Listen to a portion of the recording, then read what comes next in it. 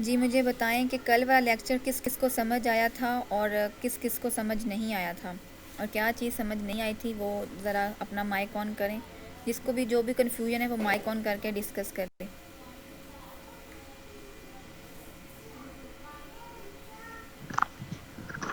अस्सलाम वालेकुम। जी वालेकुम अस्सलाम। अनम, मुझे इन्वेंट्री सेंडिंग टू प्रेप इसकी समझ नहीं आई।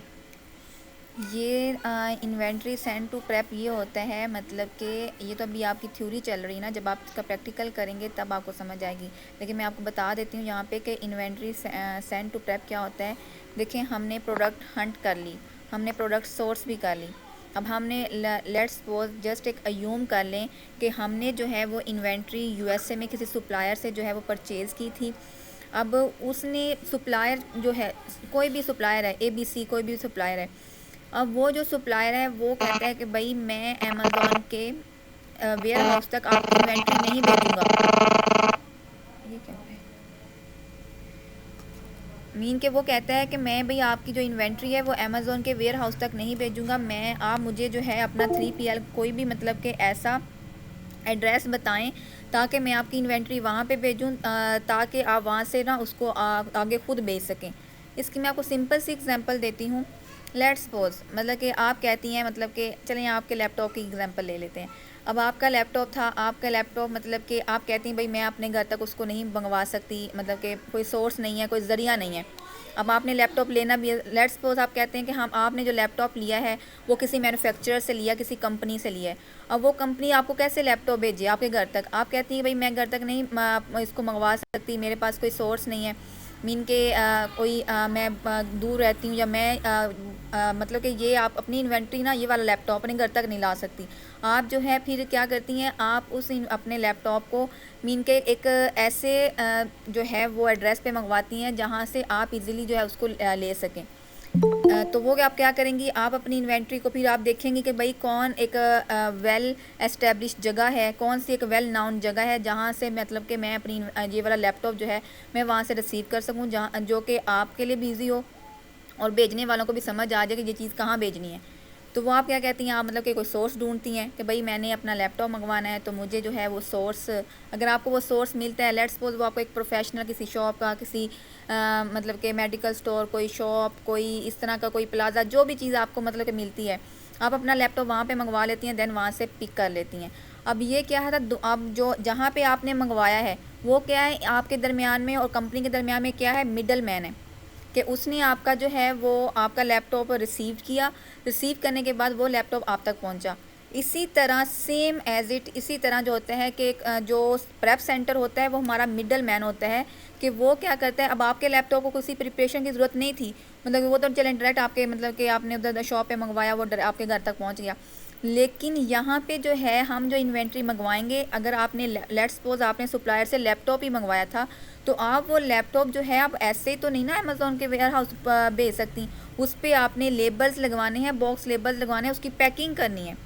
सही है, जैसे मतलब कि लैपटॉप कोई चीज़ हम किसी को डिलीवर करते हैं उसकी पैकिंग होती है, अगर दराज से मंगवाते हैं तो उसके ऊपर दराज जो है उसकी पैकिंग लगी होती है दराज की, उसके अंदर जो है वो एक दराज का टैब लगा होता है। तो वो कौन करता है, वो जो लियो पार्ट्स वाले होते हैं, ये जो हमारे जो कर रहे होते हैं, मतलब कि ये वाला डिलीवरी पहुंचा रहे होते हैं, जो हमारे जो सर्विसेज हैं हमारे पाकिस्तान में हम कह लेते हैं ये लियो पार्ट्स वाले हैं, TCS वाले हैं, इसके अलावा ये DHL, जो भी इस तरह के जो काफ़ी ज़्यादा हैं, तो वो क्या है, ये सर्विसेज वो दे रहे हैं ना। तो ये क्या है, एक प्लेटफॉर्म है कि वहाँ पे प्रोडक्ट जाती है। अब लैपटॉप भी तो कहीं तो गया होगा कि लैपटॉप के ऊपर पैकिंग हुई होगी, और तो उसके ऊपर जो है वो स्पेसिफिक जो जहाँ से TCS हुआ होगा उसका अपना लोगो लगा होगा, तो वो सारी चीज़ें हुई हैं तो वो आप तक पहुँचा है ना। तो वो ऐसे तो किसी ने नहीं पकड़ के आपको भेज दिया शॉपर में डाल के ये लें भी अपना लैपटॉप ले लें, तो ऐसा तो नहीं ना है। तो इसी तरह है कि सप्लायर ने प्रोडक्ट तैयार कर दिया, उसने मैन्युफैक्चर कर दिया, उसने लैपटॉप तैयार कर दिया, उसने बना दिया है। अब उसने कहा है कि भाई लैपटॉप जो है वो आप जो मैं 3PL भी।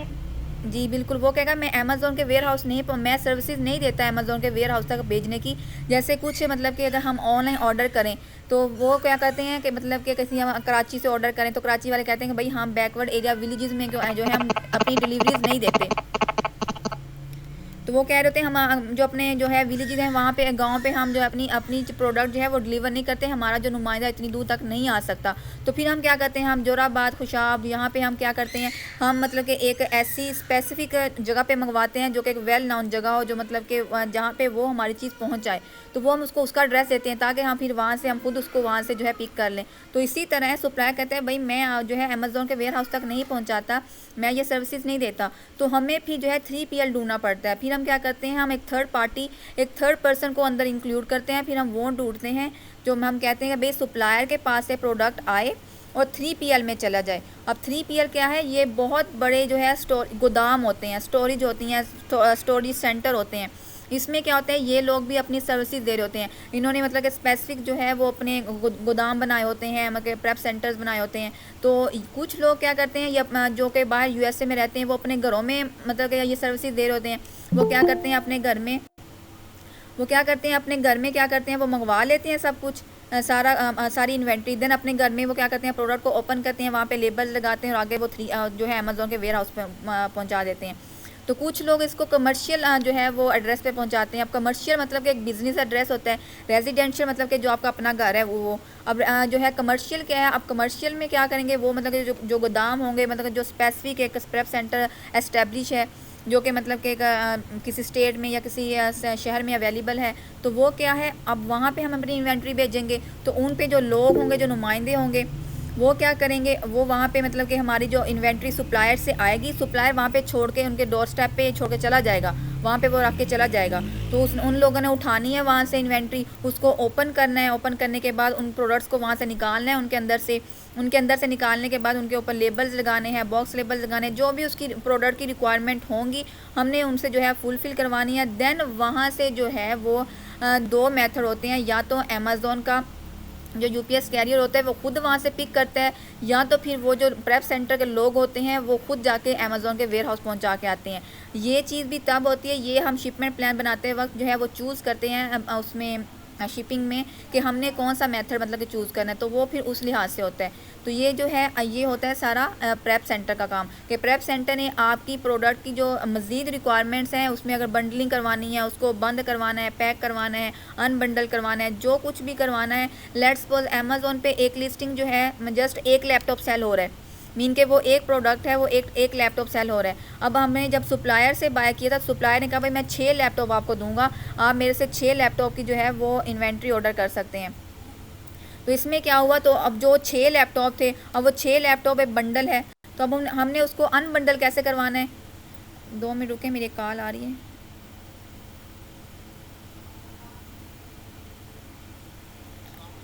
जी वालेकुम अस्सलाम। जी क्यों नहीं हो रहा कनेक्ट।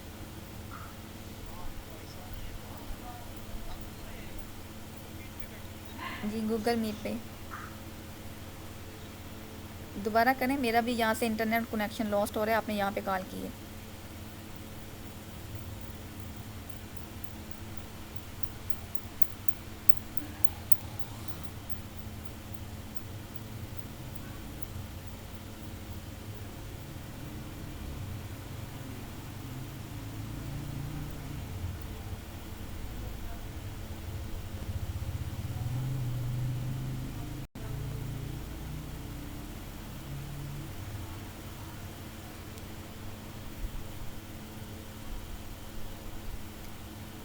तो ये होता है सारा हमारा प्रेप सेंटर काम। प्रेप सेंटर ने क्या करना होता है, हमारी प्रोडक्ट को प्रिपेयर करना होता है, उसे अमेज़ोन के वेयर हाउस तक जो हमारी रिक्वायरमेंट्स होती हैं उनको उस लिहाज से फुलफ़िल करके देन वो जो है प्रोडक्ट अमेज़ोन के वेयर हाउस तक पहुंचती है।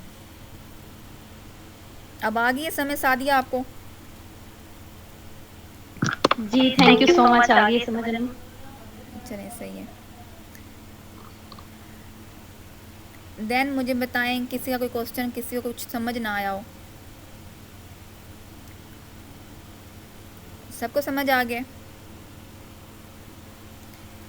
देखिए कल जो हमारा टॉपिक था, हमारा एक लेक्चर था, वो ये था कि अमेज़ॉन का अकाउंट बनाने के लिए हमें क्या रिक्वायरमेंट्स चाहिए। सही है, वो रिक्वायरमेंट्स हम सबको पता है कि रिक्वायरमेंट्स कौन से होती हैं। अब आप लोगों को भी ये चीज़ जो है वो आप लोग जान चुके हैं कि अमेज़ॉन के जब हम सेलर सेंटर बनाएंगे, जो हमने अकाउंट ओपन करना है, उसके लिए हमारी रिक्वायरमेंट जो है वो हमारा ये है कि हमने पहले इंडिविजुअल अकाउंट साइन अप करना है। देन उसके बाद हमने अपना जो है अपनी LLC क्रिएट करवानी है। LLC अपना बिज़नेस हमने रजिस्टर करवाना है। बिज़नेस हमारा रजिस्टर हो जाएगा तो जो हमारा इंडिविजुअल अकाउंट हमने बनाया होगा हम उसको अपने प्रोफेशनल अकाउंट पे जो है वो कन्वर्ट कर देंगे। ये चीज़ 3 स्टेप यहाँ तक हो गए। देन आपके पास आता है आपने वेबसाइट क्रिएशन करनी है। वेबसाइट क्रिएशन में आपके पास आपने बिज़नेस ईमेल बनानी है। उस बिज़नेस ईमेल से आपने जो है वो ब्रांड्स को अप्रोच करना है। आप ब्रांड हंटिंग करेंगे, प्रोडक्ट हंटिंग करेंगे। वो जो भी मेथड आप चूज़ करते हैं उससे क्या होता है कि वो जो प्रोडक्ट्स हैं, जो ब्रांड आपने निकालने हैं, उनको आपने कांटेक्ट करना है, जो कि आपकी प्रोफेशनल ईमेल होगी। वो प्रोफेशनल ईमेल जो है आपकी वेबसाइट जब आप बनाएंगे दैन जब उसके साथ जो लिंक्ड होती है वो आपकी जो है वो बिज़नेस ईमेल होती है। उससे आप क्या करते हैं, देन आप ब्रांड्स को कॉन्टैक्ट करते हैं। उसके बाद हमारे पास आ जाता है प्रोडक्ट हंटिंग। प्रोडक्ट हंटिंग का टास्क आता है, आप प्रोडक्ट हंट करेंगे। प्रोडक्ट हंट करने के भी मल्टीपल मेथड्स हैं। आपने कौन सा मेथड चूज़ करना है वो आगे हम फर्दर ऑन देखेंगे जब हमारी क्लासेस हंटिंग की आएंगी। उसके बाद हमारे पास आ जाता है कि प्रोडक्ट हमने लिस्ट कर दी है, प्रोडक्ट लिस्ट हो गई है, सॉरी हमने ऑर्डर प्लेस कर दिया है, हमारी जो है हमें प्रोडक्ट हमने फाइंड कर ली है, हमने अप्रूवल ले लिया है। उसके बाद क्या करेंगे, हम ऑर्डर करेंगे। ऑर्डर करने के बाद प्रोडक्ट हमारी जो है वो अगर हमें 3PL की ज़रूरत है तो हम 3PL लेके आएंगे। उसको हम लिस्ट करेंगे। लिस्ट करने के बाद वो हमारी अमेज़ॉन के वेयर हाउस तक पहुंच जाएगी। तो ये हमारे सारे स्टेप थे कि मतलब कि जो हमने पूरा कल हमने डिस्कस किए थे। अमेज़ॉन का अकाउंट बनाने के लिए हमें किन चीज़ों की ज़रूरत होती है ये मुझे बताएंगी तंजील। तंजील जल्दी से माइक ऑन करें।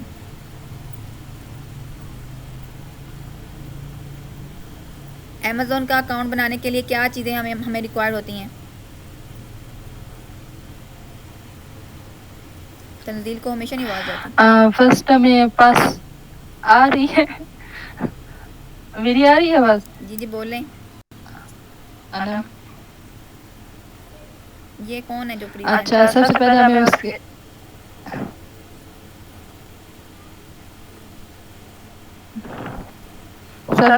हमें उसके लिए चाहिए होता है कि पासपोर्ट हो।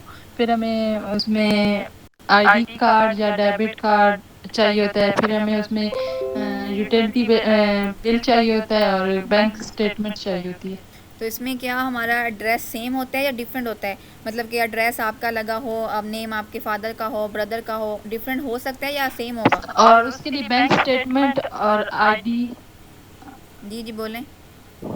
सेम होगा। मतलब ID कार्ड पे जो हमारी चीज़ें दी गई हैं, जो चीज़ें दी गई हैं ID कार्ड पे और बैंक स्टेटमेंट पे वो सेम होनी चाहिए। मतलब डिफरेंट नहीं होनी चाहिए कि बिल्कुल इसी तरह सारी एक ही बंदी की जो भी हम डिटेल लगा रहे हैं सब सेम हो। बिल्कुल एक पर्सन जिसके नाम पे आप अकाउंट बना रहे हैं उसी पर्सन को मतलब कि आप यूज़ कर सकते हैं। ये नहीं होगा कि भाई आपकी डिटेल्स अलग हैं, वो कुछ है वो कुछ है। जो कुछ भी है एक पर्सन ही रहेगा, क्योंकि अमेज़ॉन ने आपकी वेरिफिकेशन करनी है आपके एड्रेस से। वो कहते हैं कि भाई जो यूटिलिटी बिल है जो और आपकी बैंक स्टेटमेंट है उस पर जो एड्रेस हैं वो सेम होने चाहिए। जब वो एड्रेस को सेम नहीं पाएगा वो आपसे अगेन एंड अगेन वेरिफिकेशन करवाता रहेगा। जब तक वो खुद सेटिस्फाइड नहीं हो जाएगा वो आपसे अगेन एंड अगेन वेरिफिकेशन करवाता रहेगा। कुछ लोग कहते हैं कि भाई हमारा अकाउंट इतनी जल्दी बन गया और हमने जो है हमने अपनी प्रोडक्ट जो है वो स्टार्ट कर दी, लिस्ट कर दी। देखें जब अकाउंट जल्दी बन भी जाता है तो जब आप उस पर लिस्टिंग करते हैं तो पहली लिस्टिंग पे ही अकाउंट वेरिफिकेशन में चला जाता है। अमेज़ॉन कहता है कि भाई दोबारा से आओ जरा मैदान में और दोबारा से आके मुझे अपनी वेरिफिकेशन करवाओ। तो वो जो पहले नहीं हुआ होता वो अमेज़ॉन बाद में उसकी कसर निकाल लेता है। लेकिन जिनसे अमेज़ॉन ने पहले वेरिफिकेशन करवाई होती है, सब कुछ उन्हें देखा होता है, लेकिन ये भी श्योरिटी नहीं है कि अमेज़ॉन बाद में वेरिफिकेशन नहीं करवाएगा। जैसे ही आपकी पहली लिस्टिंग लगनी है, जैसे ही आपने पहली लिस्ट लगानी है, अमेज़ॉन ने आपसे उसके ऊपर वेरिफिकेशन लेनी ही लेनी है।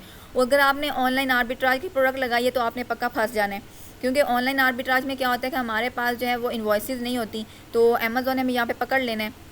अगर तो सबसे पहले ये होता है कि हम क्या करते हैं, हम एक अथेंटिक डिस्ट्रीब्यूटर या एक ब्रांड की प्रोडक्ट को लिस्ट करते हैं ताकि एक दफ़ा जो हमारी वेरिफिकेशन होगी तो हम उस वेरिफिकेशन के वाले चक्कर से सक्सेसफुली बाहर आ जाएं। जब एक दफ़ा हम उसको वेरीफाई करवा के निकल आते हैं देन हमें कोई मसला नहीं होता। फिर आप उस पर मतलब कि एक दफ़ा अमेज़ॉन ने आपको जो है वह अप्रूव्ड सेलर में डाल दिया है। अब उसको पता है मैं इसकी वेरिफिकेशन भी कर चुका हूँ, मीन के ये मुझे अपनी इनवॉइस भी सबमिट करवा चुका है, ये मेरा अच्छा सेलर है, तो वो क्या करेगा देन वो आपसे बाद में आपके ऊपर इतना चेक एंड बैलेंस नहीं रखेगा। लेकिन पहली लिस्टिंग पे या पहले आप जब स्टार्ट करेंगे तो वो आपके ऊपर कंप्लीट चेक एंड बैलेंस रखेगा और वो देखेगा कि ये जो मेरा न्यू सेलर आया है ये किस तरह काम करता है, तो वो कोई मेरी पॉलिसी को वॉयलेट तो नहीं करता। जैसे ही आप कोई पॉलिसी वॉयलेट करेंगे वो आपको जो है वहीं पे पकड़ लेगा। अच्छा देखिए, हमारा कल का जो लेक्चर था उसमें जस्ट हमने देखा था कि रिक्वायरमेंट्स क्या होती हैं। अमेज़ॉन का जो अकाउंट बनाना है हमने रिक्वायरमेंट्स सबको पता है क्या होती हैं, लेकिन हमें बजट का नहीं पता था कि भाई ये जो हमारी रिक्वायरमेंट्स हैं ये इन रिक्वायरमेंट्स के ऊपर बजट कहाँ पे यूटिलाइज होता है। हमने कल बात की थी कि हमारे पास FBO होलसेल करने के लिए अगर हम बात करें बजट की बात करें तो वो बजट कितना होना चाहिए। हमने $5,000 की बात की थी कि हमारे पास $5,000 बजट होना चाहिए। लेकिन देखें, आप जो है FBO होलसेल का बिज़नेस $2,000 से भी स्टार्ट कर सकते हैं, लेकिन इसके लिए आपकी टर्म्स एंड कंडीशन अलग होंगी कि वो एक क्लाइंट जिसके पास $5,000 का बजट है वो जो है उसको अलग वे से लेके चलेगा। अगर तो सारी A to Z सर्विसेज आप अपने हैंड से करते हो, मीन कि आप कहते हो कि भाई मैं अपना अकाउंट खुद बनाऊंगा, मैं अपनी LLC खुद बनाऊंगा, मैं अपनी वेबसाइट खुद बनाऊंगा, आप खुद ही जो है वो सेलर हैं, खुद ही आप अपने VA हैं, अगर तो सारा कुछ आप खुद कर रहे हैं तो फिर मसला नहीं है। वो जो आपका $2,000 आपके पास है आप उसमें भी होलसेल कर सकते हैं, बल्कि आपके पास जो $1,000 है आप उसमें भी होलसेल कर सकते हैं। लेकिन जब आप ये सर्विसेज अपने आप को नहीं दे पाते, आप कहते हैं भाई मैं तो ना अकाउंट बना सकता हूँ, ना मैं LLC रजिस्टर करवा सकता हूँ, ना मैं वेबसाइट बना सकता हूँ, उसके बाद ना हंटिंग होती है ना सोर्सिंग होती है, मैंने VA हायर करना है, तो वो जब ये सर्विसेज VA से लेगा तो VA ने ये काम मुफ्त तो नहीं ना करके देना, VA ने अपनी सर्विसेज चार्जेस लेने हैं। तो ये क्या है, मतलब कि जब वो सर्विसेज लेता जाएगा मतलब कि सारी, तो उन सर्विसेज के चार्जेस होंगे और वो सर्विसेज जो है उसका बजट इंक्रीज़ करती जाएंगी। अगर तो वो खुद कर रहा है तो नो इशू, वो क्या है वो $1,000 में भी अच्छा खासा अपना होलसेल बिजनेस स्टैंड कर सकता है। बट अगर वो एक सर्विसेज लेता जाएगा हर पॉइंट पे, देन क्या है, देन उसको $5,000 का बजट चाहिए ही चाहिए। हम इसमें देखते हैं कि हमारा बजट यूटिलाइज कहाँ पे होता है। सबसे पहले हम कहते हैं भाई हमने बात की अकाउंट क्रिएशन की, तो अकाउंट क्रिएशन में अब क्या आता है कि हमने जो है उसमें LLC बनानी है। अब LLC जब हमारी रजिस्टर होगी, अकाउंट क्रिएशन तो चले हमने इंडिविजुअल बना लिया, लेकिन उसके बाद जब हमने LLC रजिस्टर करवानी है तो LLC रजिस्ट्रेशन में हमारे पास जो है जो बजट कंज्यूम होता है वो $8 तक लग जाता है, क्योंकि यहाँ पे जो होता है ना ये स्टेट टू स्टेट वेरी करता है। मैं ये नहीं कहती कि फ़िक्स जो है वो एक आपका $800 लगेगा। यहाँ पे आप जिस स्टेट में भी अपनी LLC रजिस्टर करवाएंगे, स्टेट टू स्टेट जो आपका बजट होता है वो वेरी करता है। ये 400 से लेके ये 200 तक भी जो है वो आपकी जो LLC है वो रजिस्टर होती है, बट ये डिपेंड करता है स्टेट पे। अगर आप जो है फ्लोरिडा में काम करना चाहें, मैरीलैंड में करना चाहें या टेक्सास में करना चाहें तो वो क्या है वो एक्सपेंसिव जो है वो स्टेट हैं, उनमें अगर आप अपनी LLC रजिस्टर करवाएंगे तो आपका जो है वो बजट ज़्यादा लगेगा, क्योंकि उनके जो सर्विस उनके जो है यहाँ पे जो बिज़नेस रजिस्टर होगा वो उनके जो है वो चार्जेस जो हैं वो ज़्यादा हैं as compared to Delaware, Wyoming, उसके अलावा जो छोटी छोटी आ जाती हैं स्टेट आ जाती हैं, तो वो वहाँ पे क्या है आपका बजट कम कंज्यूम होता है। लेकिन एक एस्टिमेट मैं आपको बता रही हूँ जस्ट एक अयूम के लिए कि भाई 8 का आप अपने माइंड में इतना रखेंगे भाई LLC पे जो है आपका जो है वो $800 बजट लगना है और ये इतना आपका कंज्यूम होना है। और इसमें होता क्या क्या है, उस LLC रजिस्ट्रेशन में आपका क्या क्या होता है, उसमें आपका ये होता है कि आपका एक EIN नंबर होता है। अब EIN नंबर क्या होता है, ये होता है एम्प्लॉयर आइडेंटिफिकेशन नंबर। ये टर्म्स आप लोग साथ साथ लिखेंगे, ये आप लोगों की असाइनमेंट होगी। LLC होता है लिमिटेड लाइबिलिटी कंपनी, मतलब कि हमने अपने आप को लीगली रजिस्टर्ड करवाना है USA में, क्योंकि हमने वहाँ की फेडरल हुकूमत के साथ अपने आप को रजिस्टर करवाना है। हमने उन्हें बताना है कि भाई मैंने एक बिज़नेस करना है, उसको हम तमाम टर्म्स एंड कंडीशन बताएंगे। जब हम लीगली उसके साथ रजिस्टर्ड होंगे तो हमें ब्रांड्स का अप्रूवल, डिस्ट्रीब्यूटर का अप्रूवल लेने में मसला नहीं होगा, क्योंकि अगर हम वैसे LLC रजिस्टर किए बना काम करेंगे तो फिर तो हमें वो कोई जो है वो लीगल नहीं ना समझेगा, तब हमें अप्रूवल भी नहीं मिलेंगे।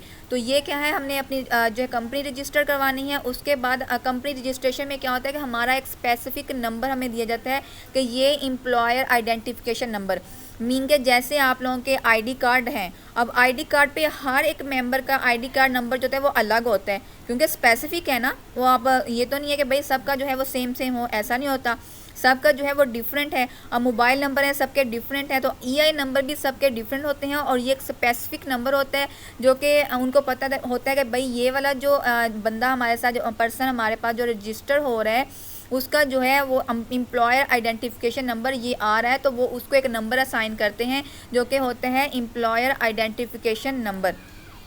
देन हमारे पास आता है रीसेलर सर्टिफिकेट।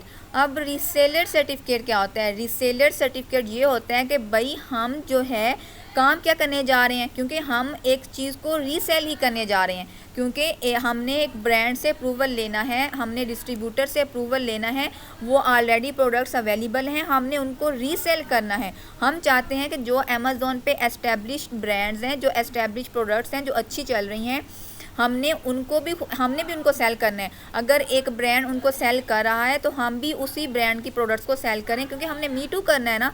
हम कहते हैं कि भाई मैंने भी इसको सेल करना है, तो वो क्या होगा कि हम रीसेल सर्टिफिकेट वो हमें अलॉट करता है एक अपना रीसेलर सर्टिफिकेट। वो कहते हैं कि भाई हम आपको परमिशन देते हैं कि आप जो है वो जो है ये काम कर सकते हैं, और आप इसके लिए ऑफिशियली जो है वो हम इसको आपको असाइन करते हैं और आपको ये काम अलॉट किया जाता है। तो वो हमारे पास एक सर्टिफिकेट होता है रीसेलर सर्टिफिकेट। वो हमारी डिटेल्स जब हम उसको सबमिट करवाते हैं एलएलसी क्रिएटर को, तो वो क्या करता है, जो आगे डेवलपर होता है जो हमें एलएलसी बना के देता है, तो वो क्या होता है, वो हमारे लिए जब अप्लाई करते हैं, अपील करते हैं, तो वो हमारे लिए जो है वहाँ से एक रीसेल सर्टिफिकेट हमें मिलता है कि ये वाला जो पर्सन है, ये जो जिसकी डिटेल्स हैं, ये जो है वो प्रोडक्ट्स को रीसेल कर सकता है। समझ आ गई? ये है हमारे पास रीसेल सर्टिफिकेट। देन हम आता है हमारे पास बैंक अकाउंट। अब बैंक अकाउंट दो तरह के हो सकते हैं, बैंक अकाउंट वर्चुअल भी हो सकता है और बैंक अकाउंट फिजिकल बैंक भी हो सकते हैं। अब यहाँ पे बात समझने की ये है कि भाई वर्चुअल और फिजिकल बैंक मतलब किस तरह होगा। देखिए, आपकी एलएलसी के साथ जो भी आपने बैंक अटैच करना है, या तो वो फिज़िकल होगा या फिर वो वर्चुअल होगा, लेकिन वो आपकी डिटेल्स उस पर सेम होनी चाहिए। ये नहीं होगा कि आपकी जो इसमें है डिटेल्स आप अलग लगाएं, ऐसा नहीं है। आपने इसको जो है वो सेम डिटेल्स पे बनाना है। आपका जो है वो वर्चुअल अगर होता है तो वो आपका जो है वो आपको असाइन करेंगे, भाई आपको वॉइस का अकाउंट बना के देंगे। अगर वो फिजिकल होगा तो वो आपको मतलब कि अमेरिका की जो एक्सप्रेस बैंक है जो कि मतलब कि वहाँ पे होती है, तो वो आपको उसका जो है उसके थ्रू रजिस्टर करवाएंगे। लेकिन यहाँ पे बात समझने की ये है कि जब आप लोग फिज़िकल बैंक रजिस्टर करवाते हैं अमेज़ॉन की उधर अमेरिका की किसी भी स्टेट में, तो यहाँ पे क्या होता है कि ये जो फिज़िकल बैंक होते हैं ये हम इसको फौरी तौर पे यूटिलाइज नहीं कर सकते। पहले हमें इसमें जो है वो ट्रांजैक्शन करवानी पड़ती हैं, हमें इसकी वर्थ क्रिएट करवानी पड़ती हैं, हमें उनको बताना पड़ता है कि भाई यहाँ पे जो है हमारी अमाउंट्स आ रही हैं, जा रही हैं, हमारी एक स्टेटमेंट बिल्ड होती है। देन उसके बाद जाके हमारा वो अकाउंट जो है वो स्टेबल होता है। लेकिन अगर हम फौरी से उसमें जो है अपने लिए यूज़ करना स्टार्ट कर दें, उसमें से जो है सप्लायर को पेमेंट करना स्टार्ट कर दें, उसमें प्रोडक्ट्स बाय करना स्टार्ट कर दें, तो उससे क्या होता है, हमारा अकाउंट ब्लॉक हो जाता है। जब हमारा अकाउंट ब्लॉक हो जाएगा तो वो फिर अब फिज़िकल बैंक है, फिज़िकल बैंक अमेरिका में है, तो वो जब हम ब्लॉक होगा तो खुदा ना खासा किसी का ब्लॉक होता है, तो वो उनकी ये रिक्वायरमेंट होती है कि भाई आप आके इसको फिज़िकली ओपन करवाओ। अब ना कोई फिज़िकली जाए और ना कोई इसको जाके ओपन करवाए।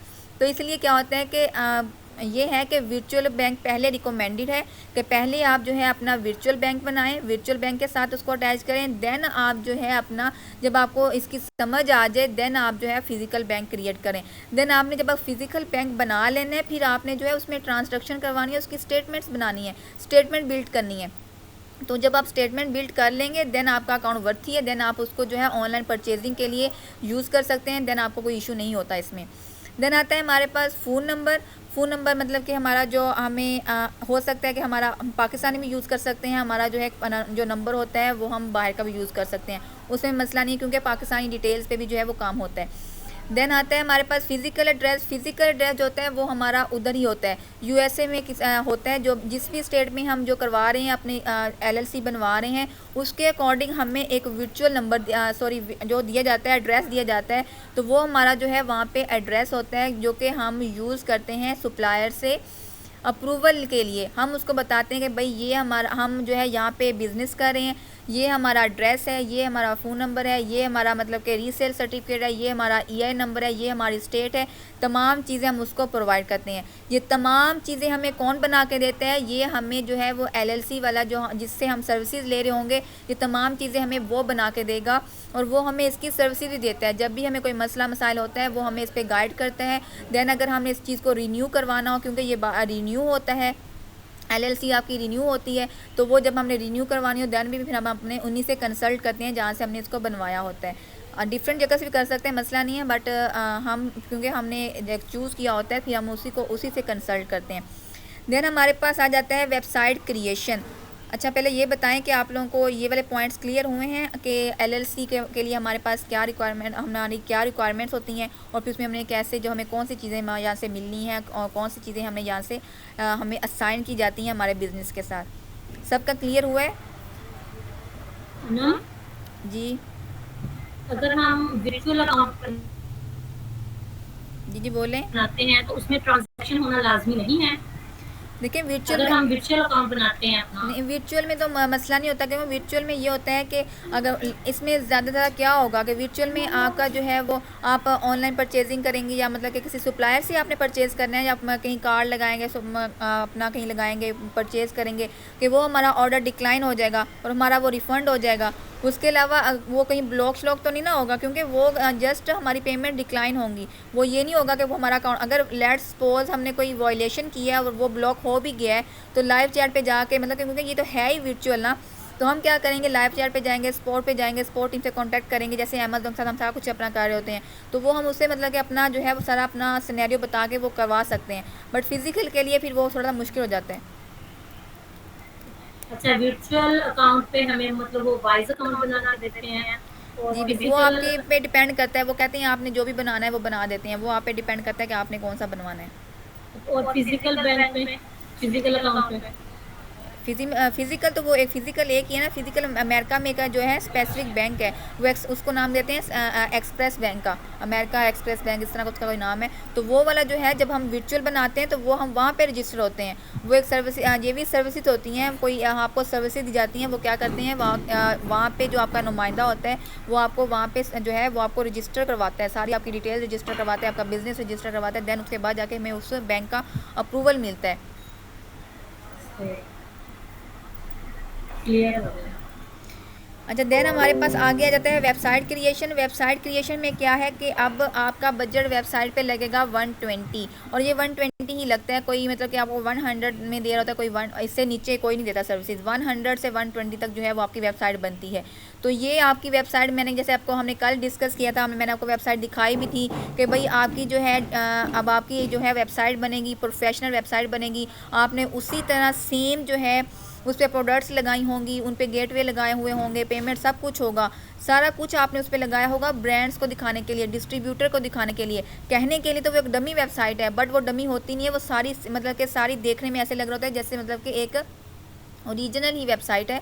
तो हमने एक अच्छी सी प्यारी सी उसका जो है वो लैंडिंग पेज बनाना है, उस पर प्रोडक्ट्स लगानी है, उस पर अनगेट प्रोडक्ट्स की कैटेगरीज को लगाना है, फिर उनके साथ ब्रांड्स को लगाना है, ताकि जैसे ही कोई डिस्ट्रीब्यूटर या ब्रांड हमारी वेबसाइट पे लैंड करे उसे पता हो कि भाई ये वाला जो पर्सन है ये पहले ही इन ब्रांड के साथ काम कर रहा है, ये पहले जो है वो काम कर रहा है, इसलिए ये प्रोफेशनल बंदा है, हमें इसको अप्रूवल दे देना चाहिए। तो ये होता है वेबसाइट का।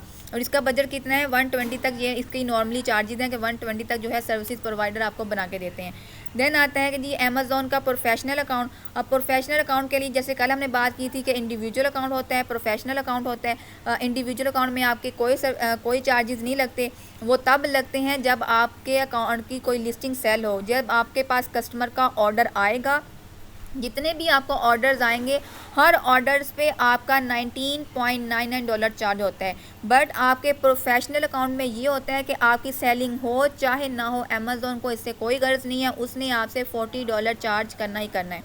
तो ये होता है प्रोफेशनल अकाउंट। और $40 तो जो है वो अमेज़ॉन के प्रोफेशनल अकाउंट में गए, ये भी हमारा मतलब कि बजट कंज्यूम हुआ। देन हम आ जाते हैं जी अब प्रोडक्ट्स की तरफ। अब हमारा अकाउंट बन गया है, एलएलसी बन गई है, वेबसाइट बन गई है। उसके बाद हमारे पास 4th नंबर पे आता है जी प्रोडक्ट्स को फाइंड करना। अब हमने जो है प्रॉफिटेबल प्रोडक्ट्स फाइंड करनी है, ब्रांड से या डिस्ट्रीब्यूटर से अप्रूवल लेना है। अब ब्रांड से डिस्ट्रीब्यूटर से अप्रूवल लिया, लेट्स सपोज हम जस्ट एक बजट ब्रेकडाउन जो है वो डिस्कस कर रहे हैं। तो लेट्स सपोज जस्ट आप इसको अयूम कर लें कि आपने जो है वो 4 प्रॉफिटेबल प्रोडक्ट्स फाइंड कर लिए हैं। अब आपने 4 प्रॉफिटेबल प्रोडक्ट्स फाइंड किए हैं, आपने अब उनका ऑर्डर करना है, उनको जो है सप्लायर के पास से ऑर्डर प्लेस करना है। वो जो 4 प्रॉफिटेबल प्रोडक्ट्स हैं आपके पास, उनमें से जो चारों प्रोडक्ट्स हैं उनकी जो प्राइस है वो $13 है। जस्ट मैं अयूम कर रही हूँ, मैं बता, ये कोई वो नहीं है, अयूम कर लें जस्ट आपका एक माइंड सेट क्लियर करने के लिए, आपका एक रोड मैप बनाने के लिए कि $13 चारों प्रोडक्ट्स की जो है वो प्राइस है। हम चाहते हैं कि हम 20 यूनिट्स जो हैं वो इन चारों प्रोडक्ट्स के जो है वो हम ऑर्डर करें। लेट्स सपोज मतलब कि एक मोबाइल है, एक लैपटॉप है, एक कोई किचन की आइटम है, कुछ मतलब कि इस तरह हेल्थ एंड हाउस होल्ड की कोई आइटम है। ये 4 प्रोडक्ट्स ही हमने इनको ऑर्डर करना है। तो हर प्रोडक्ट की जो प्राइस है वो क्या है, $13 है। हमने इनके जो है वो 20 यूनिट्स ऑर्डर करने हैं। हमने इनके 20 यूनिट्स टेस्टिंग यूनिट्स ऑर्डर करने हैं। ये नहीं है कि भाई हमें एक अच्छी प्रोडक्ट मिली, हमने उसका जो है बल्क उठा के जो है वो ऑर्डर कर दिया, मगर 200 पीसीज या $1000 का बजट लगा दिया, ऐसे नहीं। जो भी प्रोडक्ट होगी हमने पहले उसका टेस्टिंग करना है, हमने पहले उसका टेस्ट करना है, पहले उसकी टेस्टिंग इन्वेंट्री मंगवानी है। टेस्टिंग इन्वेंट्री क्या होती है कि हम उसके 10 या 20 यूनिट्स मंगवाते हैं, फिर उस प्रोडक्ट को हम चेक करते हैं कि भाई हमारे अकाउंट पे हम लगाते हैं, फिर देखते हैं कि भाई यहाँ से अच्छी प्रोडक्ट कौन सी जा रही है। ये मतलब कि मकसद ये होता है टेस्टिंग का कि हमने उन चारों प्रोडक्ट्स में, अगर हमने 4 प्रोडक्ट्स फाइंड किए तो फिर हमने उनकी टेस्टिंग इन्वेंट्री मंगवाई। उन टेस्टिंग इन्वेंट्री को फिर हम चेक करते हैं कि यहाँ से सबसे अच्छी प्रोडक्ट्स कौन सी वाली है, ताकि हम उसको रीऑर्डर कर सकें। ये जस्ट रीऑर्डर के प्रोसेस को देखने के लिए कि कौन सी प्रोडक्ट अच्छी जाएगी, हम क्या करते हैं, टेस्टिंग इन्वेंट्री लेते हैं। अब हमने जो टेस्टिंग, ये हमें एक्सक्यूज मी है ना, ये हमें कैसे पता चलेगा कि ये प्रोडक्ट हमारी अच्छी है तो हम उसे रीऑर्डर करें? तो वही मैं आपको बता रही हूँ ना कि आपने सप्लाई के आपने अपने अकॉर्डिंग जो है ना 4 प्रॉफिटेबल प्रोडक्ट्स निकालनी है। अब आपको 4 प्रॉफिटेबल प्रोडक्ट्स मिल गई हैं, आपको लगता है कि भाई ये प्रोडक्ट अच्छी हैं, उनमें किसी में 10% का मार्जिन है, 20% का है, 30 का है, जिस तरह भी वो हैं, तो जितना भी मार्जिन है आपने बताया भाई इनकी सेल्स भी अच्छी है, इनमें मार्जिन भी अच्छा है, इनमें अब ये सेलर भी बैठे हुए हैं, अब ये 4 प्रोडक्ट्स मुझे अच्छी मिल गई हैं। अब आप कहते हैं भाई मुझे नहीं पता अब इन चारों में अच्छी कौन सी जाएगी, मतलब सबसे अच्छी कौन सी जाएगी। तो आप क्या करते हैं, आप उनकी टेस्टिंग इन्वेंट्री 20 यूनिट्स मंगवा लेते हैं। देन जब आप उसको अकाउंट पे लिस्ट करेंगे, जितनी जल्दी जो प्रोडक्ट सेल होगी आपको पता चलेगा भाई ये वाली प्रोडक्ट मेरी जल्दी सेल हुई है, मतलब कि आपने लेट्स सपोज आपके 1 वीक के अंदर वो सारी इन्वेंट्री निकल गई है, 1 वीक के अंदर वो सेल आउट हो गई है, तो आपको पता है भाई ये वाली इन्वेंट्री जल्दी निकली है, मतलब कि 20 यूनिट जल्दी सेल हो गए हैं। अब अगर कोई जो 4 प्रोडक्ट्स थी, अगर एक प्रोडक्ट अच्छी निकल गई है, लैपटॉप अच्छे निकल गए हैं, मगर लैपटॉप जो है जल्दी सेल हो गए हैं, अब वो 1 वीक में जो आपकी जो 20 यूनिट्स है वो निकल गए, वो सेल हो गए। तो अब बाकी जो मोबाइल थे, किचन की आइटम थी और हेल्थ एंड हाउस होल्ड की आइटम थी, अब वो जो है वो आपके अकाउंट पे नहीं सेल हो रही, वो अटक गई है इन्वेंट्री। वो मतलब उसके ऑर्डर आ रहे हैं, 1 ऑर्डर आ रहा है, 2 ऑर्डर आ रहे हैं, 3 ऑर्डर, दिन में ऐसे ऑर्डर आ रहे हैं, महीना लग गया आपको इसको इन्वेंट्री को सेल होते। तो अब आपको पता है कि भाई मेरी एक इन्वेंट्री जो 1 वीक के अंदर निकली है वो अच्छी प्रोडक्ट है, आप उसका फिर री ऑर्डर करते हो कि भाई ये जल्दी निकलने वाली है, जल्द इसकी सेल्स भी आ रही हैं, इसके मतलब के ऑर्डर्स आ रहे हैं आपके अकाउंट पे, आप फिर उसको री ऑर्डर करते हो।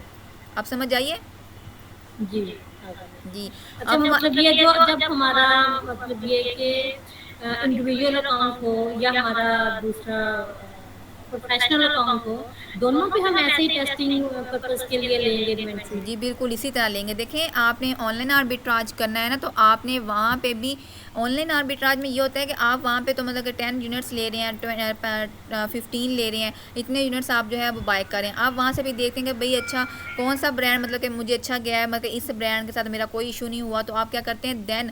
लेकिन मैं आपको ये फिर आप उसका जो है वो री ऑर्डर करके अच्छी इन्वेंट्री मंगवाते हो। लेकिन ये बात भी है कि जब आप ऑनलाइन आर्बिट्राज कर रहे हों, अगर आप एक ब्रांड आपने बिल्कुल चेक किया है, मतलब उस पर आईपी नहीं है, उस पर कोई इशू नहीं आया, तो आप उसका आई थिंक पहले ही, अगर आप मतलब आपको लग रहा है इसमें पोटेंशियल है, तो आप उसका पहले ही बल्क मंगवाओ। आप 10, 15, 12 यूनिट ना मंगवाओ, क्योंकि 10, 15, 12 यूनिट से तो जो आईपी मतलब कि अगर लेट्स सपोज हमने सब कुछ पहले चेक भी किया है, उसमें मतलब कि आईपी जो है वो हम कहते हैं भाई कभी भी नहीं आई, स्मूथली वो चल रहे थे, सेलर चल रहे थे।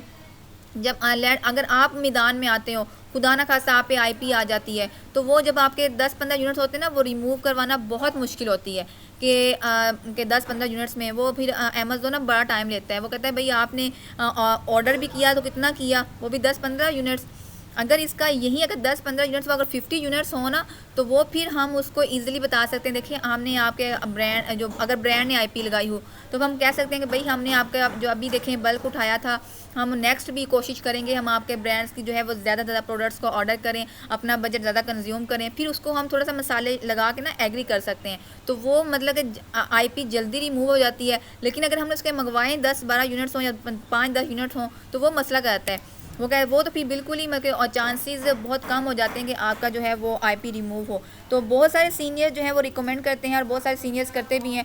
वो क्या करते हैं, अगर वो उनको अच्छा लगता है एक प्रोडक्ट, तो वो क्या करते हैं, वो पहले ही उसका बल्क मंगवाते हैं। वो 50 यूनिट से कम लेते ही नहीं है। वो कहते हैं 50 यूनिट्स लेंगे या 100 यूनिट्स लेंगे। लेकिन मैं 100 यूनिट्स रिकमेंड नहीं करती, 100 तो बहुत ज़्यादा है। 50 तक मतलब कि 25-50 इतने जो हैं वो आई थिंक ले लेने चाहिए, इतने जो है वो ऑर्डर कर लेने चाहिए ऑनलाइन आर्बिट्राज में, ताकि मतलब कि अगर बाद में हम आईपी आए भी, तो अगर हम ब्रांड के पास जाएं तो हमारे पास कोई तो एक सॉलिड रीज़न हो, तो भाई हमने आपसे इतना बाय किया था, अब देखिए हमारी ये वाली इन्वेंट्री निकलने दें, हमारा इतना लॉस है, तो हम नेक्स्ट टाइम आपकी ये इन्वेंट्री जो है हम नहीं लगाएंगे, हम इसको लिस्ट नहीं करेंगे। ये किस मीन्स ये कि मतलब हम लोग वो रिटर्न पॉलिसी साथ ही साथ उनके साथ हम तय कर लेते हैं। वो इस तरह होता है ना, देखें अब 5 यूनिट्स हैं, 10 यूनिट्स हैं, अब उसमें आप अगर ब्रांड के पास अपील लेके भी जाएंगे, तो ब्रांड ने कहना है, उसको ये भी नहीं कह सकते भाई हमारा लॉस है। उसने कहना भाई 10 यूनिट का आपका क्या लॉस है, उसने तो मानना भी नहीं ना है। उसने कहना भाई 10 यूनिट्स उसने मतलब कि हमें नहीं क्लियर करना, हमें उसने अप्रूवल भी नहीं देना। लेकिन जब हम कहेंगे ना भाई ज़्यादा प्रोडक्ट्स हैं, तो हम थोड़ा सा रोएंगे धोएंगे, थोड़ा सा उसको एग्री करने की कोशिश करेंगे, तो वो हम कहेंगे भाई हमारा इतना लॉस है, देखें अब हमने इन्वेस्ट किया है, तो अब हमारी ये वाली इन्वेंट्री निकलने दें, ये वाली सेल आउट होने दें। अगर हमने ये वाली लगा दी है, हम नेक्स्ट आपकी कोई वायलेशन नहीं करेंगे, कोई भी मतलब कि हम इस तरह की नहीं करेंगे, आप हमें ये वाली हमारी एक्टिव करवा दें लिस्टिंग, देन जो है हम आपकी ये वाली प्रोडक्ट जो है वो ऑर्डर नहीं करेंगे, हम इसका री ऑर्डर नहीं करेंगे। फिर जो है थोड़ा सा वो मोम हो जाता है, वो हमें वो जो है वो एक्टिव कर देते हैं। बट जब हमारे हों ही 5-10 यूनिट, तो फिर उसको हम क्या कहें कि भाई ये हमारा कितना लॉस है, फिर वो क्या लॉस भी तो नहीं ना है। वो उसने कहना है भाई बस बैठे रहो आराम से, आपने मतलब कि हमारा जो है 5-10 यूनिट्स लेके हमारा भी मजाक बनाया और ख़ुद भी मजाक, वो फिर मतलब कि इस तरह नहीं, वो नहीं करते। 5-10 यूनिट की जो प्रोडक्ट होती है ना, वो कभी नहीं ऑर्डर वो नहीं होती, वो जल्दी रिमूव नहीं करते उसके ऊपर से आईपी। अब देखें मेरा अपना खुद का एक पर्सनल एक्सपीरियंस है। हमने ना एक गलती से ऑर्डर कर लिया था हेम क्लियर, आप लोगों ने सुना होगा ब्रांड, ये ना थोड़ा सा बदतमीज़ सा ब्रांड है। ये क्या करता है, मतलब कि इसने ना हमने जैसे ही ऑर्डर किया, हमारे पास जो थे इसकी इन्वेंट्री थी मेरे ख्याल से 50+ यूनिट्स थे। तो 50+ यूनिट्स ने में ऑनलाइन आर्बिट्राज की वैसे प्रोडक्ट थी, तो 50+ में मतलब कि इसने जैसे ही हमने ऑर्डर किया, मतलब कि इसने हमारे ऊपर आईपी लगा दी, हमारी लिस्टिंग ब्लॉक कर दी। तो हमारी तकरीबन महीने के बाद जाके वो लिस्टिंग जो है वो एक्टिव हुई थी। तो हमने वो रिमूव तो करवा ली आईपी, लेकिन हमने फिर उसको यही कहा कि भाई हमने बल्क ऑर्डर किया हुआ है, थोड़ा सा मतलब बल्क ही है, 50 जो है 60 यूनिट जो है वो ज़्यादा ही हैं, तो हम कहेंगे हमने बाद में इसको जो है हम इसको ऑर्डर नहीं करेंगे, फ़िलहाल हमारी एक्टिव कर दें। लेकिन वो पहले जो है उसने एक्टिव नहीं की, पहले मतलब कि पूरा महीना उसने हमारी लिस्टिंग ब्लॉक ही रखी, हमारी इन्वेंट्री ऐसे ही पड़ी रही। तो हमने भी देखा चले ठीक है, हमने भी कोई अभी फ़िलहाल उस पर ना नहीं किया, पहले अपील वगैरह की लेकिन उसने नहीं किया कुछ भी ना, तो फिर हमने उसको पूरा मंथ ऐसे ही छोड़ दिया। महीने के बाद जाकर खुद ही उसने ना एक दफ़ा हमारी लिस्टिंग को एक्टिव किया, तो हमें लगा कि ना ये कुछ मोम होगा और हमारी एक्टिव कर देगा लिस्टिंग। तो अमेज़ॉन ने हमारी लिस्टिंग को एक्टिव किया, तो हमें लगा कि भाई ये हमारी लिस्टिंग एक्टिव हो जाएगी। देन हमने फिर उसको जो है वो स्पॉट पे जाके उसके लाइव चैट पे गए, स्पॉट पे गए, उसको फिर पूछा कि भाई हमारी लिस्टिंग ये वाली एक्टिव हुई थी, तो दोबारा से उसने एक्टिव करके दोबारा से फिर इनएक्टिव कर दी थी। फिर हमने उससे बात की दोबारा से कि भाई अभी आपने महीने बाद इसको एक्टिव किया, तो अब इसको आप दोबारा से एक्टिव कर दें, तो फिर हम नेक्स्ट टाइम जो है इसको लिस्ट नहीं करेंगे। तो फिर उसने वो चीज़ एक्टिव कर दी थी, लेकिन वो फिर महीना तो हमने उसको वहाँ से ना नहीं कुछ भी किया, महीना वो वैसे ही पड़ी रही। महीने के बाद जाके फिर अमेज़ॉन ने उसको जो है वो एक्टिव किया था। तो ये तो जस्ट होता है कि ऑनलाइन आर्बिट्राज में थोड़ा सा जो है वो ट्रिकी होना पड़ता है, और ऑनलाइन आर्बिट्राज थोड़ा सा रिस्की भी है। ये नहीं है कि भाई सेफली मॉडल तो बिल्कुल नहीं है, रिस्की मॉडल है।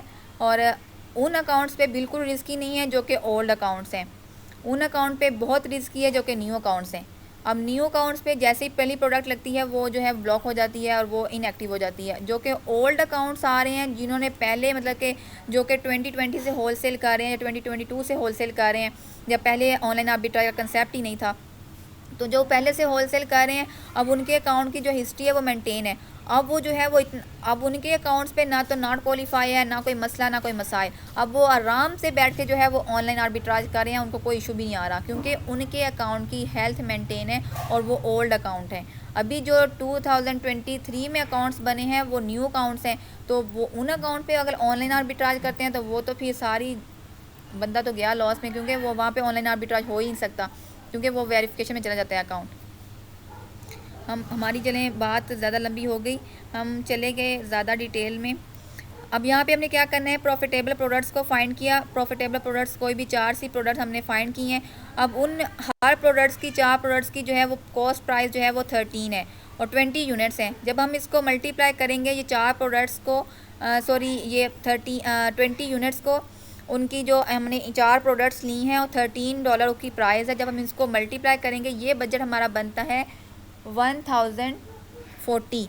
मतलब कि 4 प्रोडक्ट्स की इन्वेंट्री ऑर्डर करने का हमारा जो बजट कंज्यूम हुआ है वो 1040 जो है वो बजट कंज्यूम हुआ है। अब यहाँ पे आप लोग खुद अंदाज़ा लगाएं कि जो बंदा यहाँ पे जो है वो करने जा रहा है 2000 में होलसेल, क्या वो कर सकता है? क्योंकि यहाँ पे देखें पहली इन्वेंट्री पे ही उसने जो है 1040 का बजट लगाया, उसके ऊपर पीछे जो उसने बजट लगाना है 120 का वेबसाइट के लिए, LLC के लिए, तो आप यहाँ पे तो पूरे हो गए हैं मेरे ख्याल से $2000। तो उसके अलावा अब उसमें VA की सैलरी भी आनी है, उसने VA को भी देना है, तो वो जो है इसके लिए पॉसिबल नहीं है कि वो जो है वो $2000 में जाके होलसेल करे।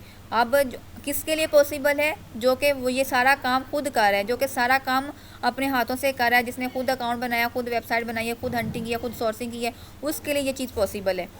देन हमने फिगर आउट करना है उन प्रोडक्ट्स में से कि हमारी 2 प्रोडक्ट जो है वो अच्छी गई हैं। देन हमने उन प्रोडक्ट्स के 200 यूनिट जो है दोबारा से ऑर्डर करने हैं। अगर अब यहाँ पे इस चीज़ का बताने का मकसद ये है कि भाई यहाँ पे री इन्वेंट्री का, कि कुछ क्लाइंट्स कहते हैं कि भाई हमारे पास जो है वो $3000 बजट है। अब उसमें LLC बनी, वेबसाइट बना, सब कुछ बन के इन्वेंट्री ऑर्डर हो गई। अब वो कहते हैं कि भाई हमारे पास री ऑर्डर करने के लिए बजट नहीं है। देखें, री ऑर्डर करना ही तो सबसे बड़ा टास्क है। अब जो वो कहते हैं कि भाई हमारा अकाउंट से ही जनरेट करें और अकाउंट से जनरेट करके ही दोबारा से हमारा री ऑर्डर करें। ऐसा पॉसिबल नहीं होता। क्यों पॉसिबल नहीं होता?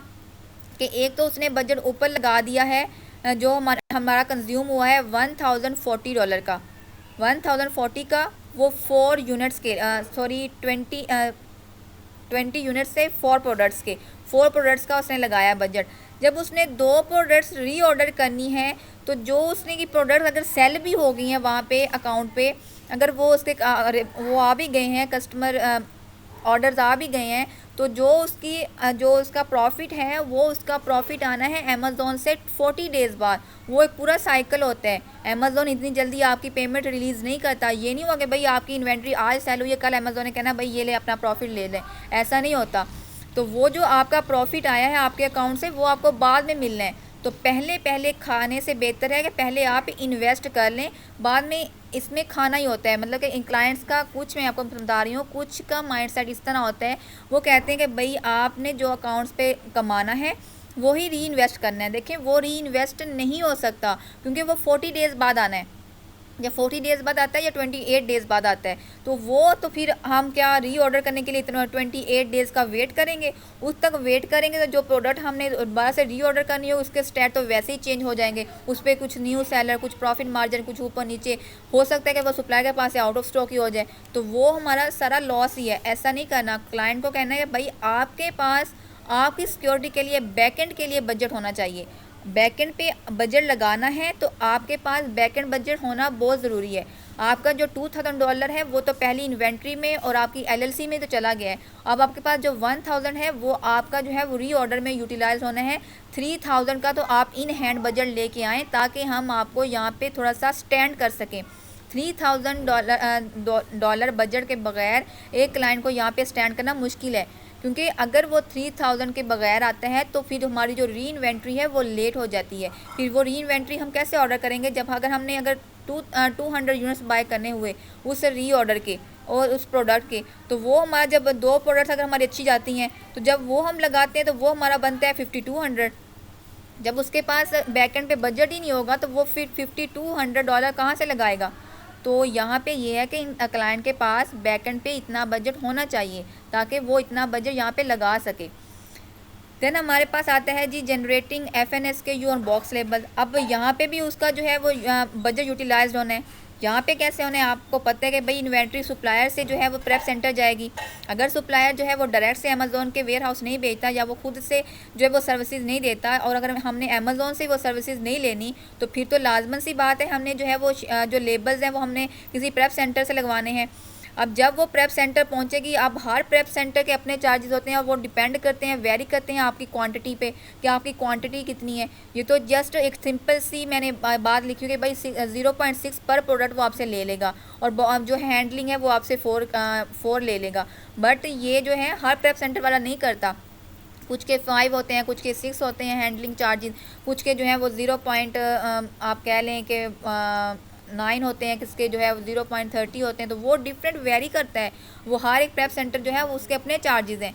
वो आपकी एक कम्युनिकेशन है, वो एक आपकी एक निगोशिएशन है और आपका एक रेफरेंस है। अगर किसी के रेफरेंस से आप गए तो आप वहाँ पे जाके बात कर सकते हैं कि भाई मैं उसके रेफरेंस से आया हूँ, तो मैंने जो है वो फिर आपकी बात की डीलिंग है, वो आपकी अपनी मार्केटिंग स्किल्स हैं कि आपने उसको कैसे एग्री करना है।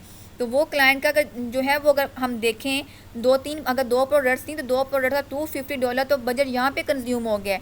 तो वो बजट भी यहाँ पे लगा। ये सारी चीज़ें हम क्लाइंट को बताते हैं जब हम उससे मीटिंग करते हैं। हम क्लाइंट का अकाउंट ऐसे नहीं लेते, हम उसको बुलाते हैं भाई मीटिंग के लिए आओ, ताकि हम आपको आपके बजट का बता सकें कहाँ कहाँ पे यूटिलाइज होना है। ये समझ लें आपकी एक मीटिंग चल रही है जो कि मैं क्लाइंट को बता रही हूँ कि भाई आपका जो बजट है वो कहाँ कहाँ पे यूटिलाइज्ड हो रहा है और आपके पास कितनी इन्वेस्टमेंट कहाँ पे और किस तरह लगेगी और कितना आपके पास बैकएंड पे होना चाहिए। क्योंकि कुछ क्लाइंट्स को ये होता है कि भाई चले पता नहीं होलसेल इतना आसान है कि भाई मैंने वो कहते हैं VA को उसने बस बजट दे दिया है, अब VA जाने और VA का काम जाने। तो लेकिन ऐसा नहीं होता, उसको पहले ये बताना है आप लोगों ने। अगर एक क्लाइंट न्यू भी है, अगर उस क्लाइंट को होलसेल का या अमेज़ोन की फील्ड का नहीं पता, तो आप लोग तो VA है ना, VA का काम होता है असिस्ट करना। अब VA का काम होता है उसको कंप्लीट गाइड करना। पहले अगर आपका क्लाइंट न्यू भी है, उसको कुछ चीज़ों का नहीं पता, जैसे उसके पास इन्वेस्टमेंट है, तो आपने उसको जूम मीटिंग में बैठाना है। उससे कहना है कि भाई मेरे साथ आएँ जूम मीटिंग में, मैं आपको आपके बजट का बताता हूँ पूरा एक ब्रेक डाउन करके कि आपका बजट लगेगा कहाँ कहाँ पे और कैसे कैसे लगेगा। आप पहले उसको पूरी एक इन्वेंट्री की रिपोर्ट तैयार करके दोगे, देन उसके बाद जाके क्लाइंट को भी समझ आएगी और आपको भी समझ आएगी, देन आप उसका काम स्टार्ट करोगे। अगर आप ऐसे ही उसका काम स्टार्ट करोगे, देन कुछ भी होगा वो सारा ही जो कुछ भी अगर होता है लॉस या जो कुछ भी, वो सारा आपके ऊपर डाल देगा कि भाई मैंने तो आपको हायर किया था और आपने मेरा लॉस करवाया। इसलिए पहले एक बिज़नेस जो होता है उसकी प्रॉन्स एंड कॉन्स एक क्लाइंट को जूम मीटिंग में ला के उसको सारी वो बताई जाती हैं, ताकि उसका एक विजन क्लियर हो जाए, उसका एक माइंड पूरा जो है वो क्लियर हो जाए और वो देखे कि भाई ये जो बिज़नेस है वो किस तरह चलना है। तो ये हमारा यहाँ तक हो गया। अगर हम इन सारे बजट को ऊपर जो हमने डिस्कस किया है हम कैलकुलेट करते हैं, तो हमारे पास ये जो पूरा बजट बनता है ये बनता है 7,488 का। अब हमने बात की थी ऊपर के बजट हमारे पास होना चाहिए 5K डॉलर का। अब आप लोग खुद देखें कि यहाँ पे बजट कितना इंक्रीज़ कर गया है। बजट हमने हालांकि अगर नॉर्मल बातें की हैं तो वो बजट जो है जो भी हमने यहाँ कहीं पे यूज़ किया है वो आपके पास जो टोटल बन रहा है वो बन रहा है 7,488 का। लेकिन सारी बातें जो हमने बोलनी है वो उसके अकॉर्डिंग भी नहीं होती। हो सकता है कि हम पहले जो है 4 प्रोडक्ट्स को ऑर्डर ही ना करें, हम 2 प्रोडक्ट्स को करें या जैसा हम 1 प्रोडक्ट को करें, तो वो जो है वो फिर डिपेंड करता है। लेकिन बात यह है मेनली कि आपके पास $3,000 का बजट होना चाहिए। अगर आपके पास एक बिल्कुल न्यूली क्लाइंट आ रहा है, उसकी LLC भी नहीं बनी हुई, उसका अकाउंट भी नहीं बना हुआ, उसकी वेबसाइट भी नहीं बनी हुई, तो उसके पास इतना बजट होना चाहिए।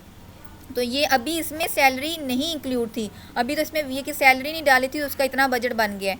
तो आपने ये सारी चीज़ें एक जो क्लाइंट है आपका, जो आपने जब सर्विसेज देने जाना है, जब आपने फील्ड में जाना है, तो आपको ये चीज़ें पता होनी चाहिए।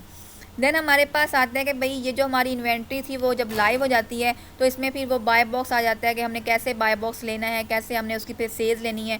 वो फिर इंशाल्लाह जब हम आगे प्रैक्टिकल करेंगे तो वो आपको साथ साथ समझ आएंगी। लेकिन जो है FBO होलसेल का मैंने आपको कल भी बताया था कि जो बिज़नेस रेशो है, जो कि एक सक्सेस रेशो है, वो 30% है। बट 30% उन लोगों के लिए है जो कि इस फील्ड में या इस मैदान में ओल्ड हो चुके हैं। अगर एक न्यू क्लाइंट आपके पास आता है, लेट्स सपोज कल आप मार्केट में जाती हैं, सर्विस देती हैं, एक क्लाइंट आपसे क्या कहता है, भाई एबी होलसेल कितना सक्सेस रेशियो है, आप कहते हैं कि भाई 30%, और 30% आप उसको ना दे सकें, लेकिन 30% एज इनिशियल आप उसको डायरेक्ट से ये ना कहेंगे भाई 30%, क्योंकि एज इनिशियल होता ही नहीं है। एज इनिशियल आपको अकाउंट बिल्ड करना होता है। एज इनिशियल आपका जो है फोकस होता है वो ये नहीं होता कि मैंने कमाना है। आपका और आपके क्लाइंट का ये विजन होना चाहिए कि भाई हमने अकाउंट को स्टैंड करना है। जब आपका अकाउंट स्टैंड हो जाएगा देन आप भी जो है वो इजीली अपने जो है वो करेंगे सब कुछ, और आपका जो है क्लाइंट है उसको भी प्रॉफिट है और आपको भी है। लेकिन जब पहले से जो है सबका माइंडसेट ये होगा कि भाई नहीं इसमें से प्रॉफिट नहीं आ रहा, इसमें से हमें कुछ बच नहीं रहा, ये है वो है, इस तरह नहीं। पहले अगर आपको ब्रेक इवन पे भी जाना पड़ रहा है तो ब्रेक इवन पे भी जाएं, अपने अकाउंट को स्टैंड करें। ये भी कोई कोई क्लाइंट समझता होता है ये अकाउंट को स्टैंड करना, कोई कोई क्लाइंट तो कहते हैं भाई हमें चाहिए प्रॉफिट, हमें तो जो है इसमें लॉस चाहिए ही नहीं। और ऐसा नहीं होता, ये गलत माइंडसेट होता है। आप बिज़नेस करने जा रहे हैं, बिज़नेस में प्रॉफिट भी है, बिज़नेस में लॉस भी है। तो ये नहीं है कि भाई आप अगर बिज़नेस में कदम रखा है तो आपके वारे न्यारे और वो आपके जो है प्रॉफिट पे प्रॉफिट है, ऐसा नहीं है। आपने उस बिज़नेस को स्टैंड करना है। जब वो आपने होलसेल का बिज़नेस उसका स्टैंड करना है। अगर वो पहले जो है ब्रेक इवन पे भी जाता है अकाउंट, और अगर वो जो बिज़नेस है उसका ब्रेक इवन पे भी है, तो पहले जो 3 मंथ हैं उसमें तो आपने क्लाइंट को कह देना कि भाई मुझे हिलाओ नहीं, मुझे बिल्कुल भी जो है वो छेड़ो नहीं। मैं आपको 3 मंथ में जो है आप उस पर मेहनत करें, 3 मंथ में जो है आप उस बिज़नेस को स्टैंड करें, 3 मंथ में जो है उसकी सेल हिस्ट्री बिल्ड करें। उसके बाद जाके जो है क्लाइंट आपसे जो है वो डिमांड कर सकता है कि भाई आप बताएं 3 मंथ हो गए हैं, 3 मंथ के बाद जो है वो अभी कुछ मुझे इसमें से दिखाएं कि हमने क्या किया। लेकिन फिर भी होलसेल का बिज़नेस स्टैंड करने के लिए 6 मंथ आपको लाजमन रिक्वायर्ड होते हैं, क्योंकि ये एक ऐसा बिज़नेस है, स्लो एंड स्टडी है, लेकिन सेफ़ बिज़नेस है। इसमें ऐसा नहीं है कि कुछ मसले आपके जो है इन्वेस्टमेंट ख़तरे में है या लॉस में है। सेफ़ बिज़नेस है, आराम से जाएं, आराम से खाएं, कोई मसला नहीं है। लेकिन जल्दबाजी इसमें नहीं होती, क्योंकि इसमें होती भी नहीं है। कोई डिपेंड हम कर रहे होते हैं डिस्ट्रीब्यूटर पे और ब्रांड पे कि उन्होंने हमें अप्रूवल देना है तो हमने काम करना है, और हमने एफ़र्ट्स करनी है, उन्होंने हमें अप्रूवल देना है। अगर हमने एफ़र्ट्स नहीं किए, उन्होंने हमें अप्रूवल नहीं देना, तो हमारा अकाउंट नहीं चलना। तो आपकी एफ़र्ट्स हैं और मूड है उनका, डिस्ट्रीब्यूटर का और ब्रांड का, कि आपकी एफ़र्ट के साथ आप उनका जो है वो किस तरह उनको एग्री करते हो, कैसे उनको आप बिज़नेस की तरफ लेके आते हो, कैसे उनसे अप्रूवल लेते हो। तो ये होता है सारा एफबी होलसेल का बिज़नेस, जो कि हमने चलाना है और हमने सीखना है और हमने आगे उसकी सर्विसेज देनी है। अगर हम इन्वेस्टर हैं तो भी हमें पता होना चाहिए, अगर आप वर्चुअल असिस्टेंट हैं तो भी हमें पता होना चाहिए कि भाई ये बिज़नेस रन कैसे होता है। जी, अब मुझे बताएं किसी का कोई क्वेश्चन है तो।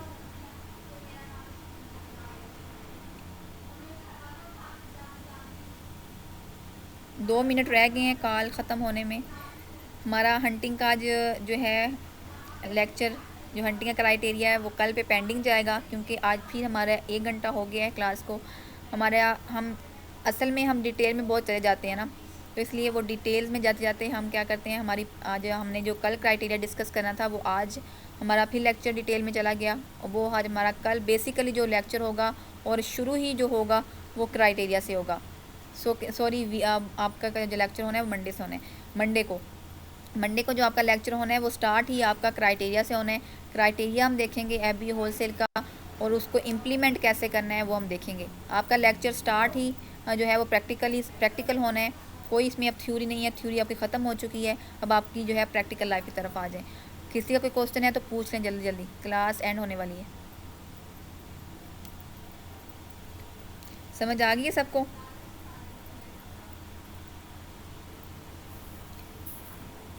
समझ आई है सबको? जी आ गई है सबको, ये सारे बोलें। ये मैसेज पे बोलते रहते हैं।